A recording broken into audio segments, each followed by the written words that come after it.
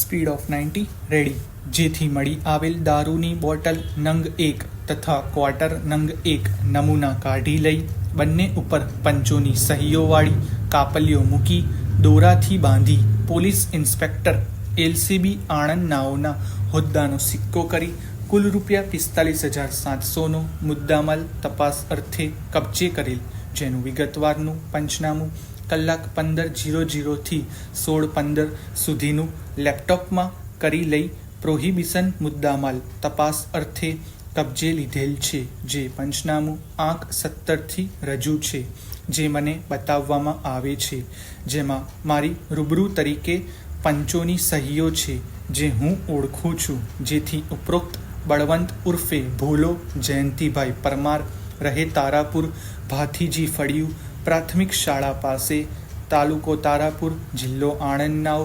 વગર પાસ પરમિટે પોતાના કબજા ભોગવટામાં એક્ટિવા, જેનો રજિસ્ટર નંબર GJ23DN 1555માં ભારતીય બનાવટની વિદેશી દારૂની મેકડોવેલ્સ નંબર 1 ઓરિજિનલ વિસ્કી બોટલ નંગ 1 750 મિલીલીટર, જેની કિંમત 500 તથા ઓલ સેશન ગોલ્ડન રિઝર્વ વિસ્કીના ક્વાર્ટરિયા નંગ 2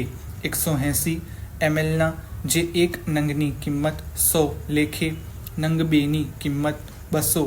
નો મુદ્દામાલ વેચાણ કરવાના ઈરાદે રાખી જાહેરમાંથી મળી આવેલ, તેમજ સદર એક્ટિવાની કિંમત ₹30,000 તથા મોબાઈલ ફોન નંગ 1, જેની આશરે કિંમત ₹15,000 મળી કુલ ₹45,700ના મુદ્દામાલ સાથે મળી આવેલ હોય, તથા સદર પકડાયેલ પ્રોહિબિશન મુદ્દામાલ નગીન છોટાભાઈ પરમાર રહે તારાપુર દેવજી ફળિયું, તાલુકો તારાપુર, જિલ્લો આણંદ, જેનો મોબાઈલ નંબર 81-283-050-30 નાઓએ પૂરા પાડી ગુનો કરવામાં એકબીજાએ મદદગારી કરેલ હોય, મારી તેઓ બંને વિરુદ્ધમાં પ્રોહિબિશન એક્ટની કલમ 65 કૌંસમાં A, 61, 98 કૌંસમાં 2, 116 કૌંસમાં ખ મુજબ ફરિયાદ મારી સાથેના બહાદુરભાઈ નવધમભાઈ નાઓએ પ્રોહિબિશન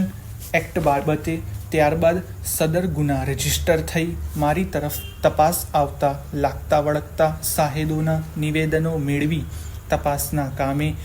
સામેલ રાખેલા તેમજ કબજે લીધેલ પ્રોહિબિશન મુદ્દામાલ પૃથ્થકરણ કરવા સારું મોકલી આપેલ, જે રવાનગી પત્રકની નકલ મને બતાવવામાં આવે છે,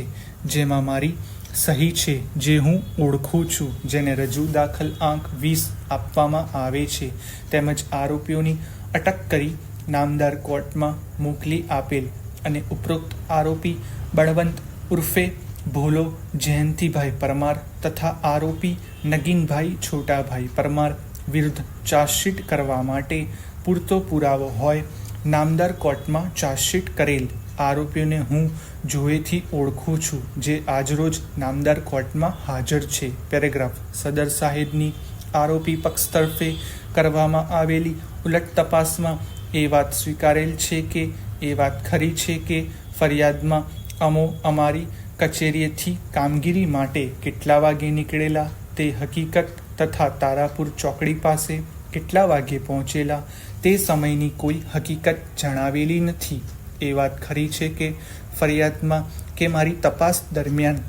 સાહેદોના નિવેદનમાં કોઈ પંચોના નામની વિગત પણ જણાવેલી નથી. એ વાત ખરી છે કે મારી રૂબરૂમાં પંચોને બાતમી હકીકતથી વાકેફ કરતું પ્રાથમિક પંચનામું કરવામાં આવેલ નથી.